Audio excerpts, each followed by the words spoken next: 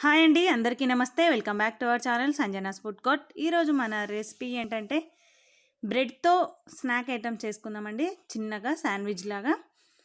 అయితే మనం దోస దోస పెనాన్ని స్టవ్ పైన పెట్టేసుకొని కొద్దిగా బటర్‌ని యాడ్ చేసుకొని బటర్ పూర్తిగా మెల్ట్ అయిపోవాలి.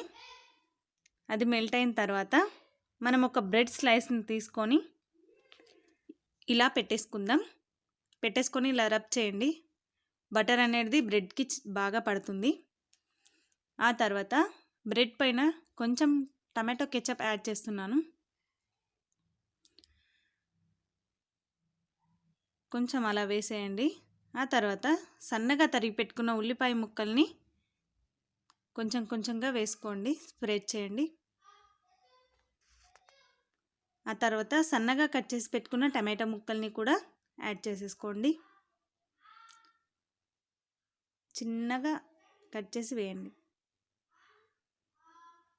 ఆ తర్వాత సన్నగా తరిగి పెట్టుకున్న పచ్చిమిర్చి ముక్కల్ని కూడా ఇందులోకి యాడ్ చేసుకోండి. సన్నగా కట్ చేయండి.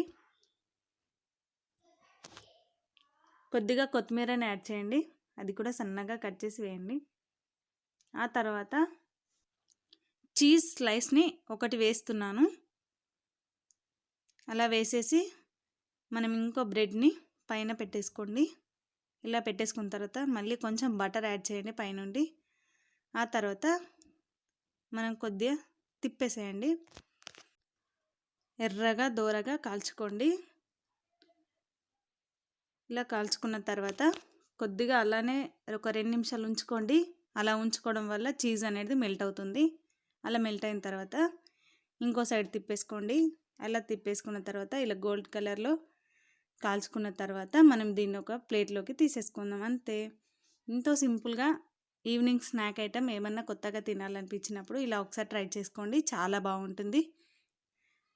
దీన్ని నేను కట్ చేస్తున్నాను. ఇలా కట్ చేసుకొని సర్వ్ చేసుకుంటే చాలా బాగుంటుంది. దీన్ని మనం టమాటో కెచప్తో తింటే చాలా బాగుంటుంది.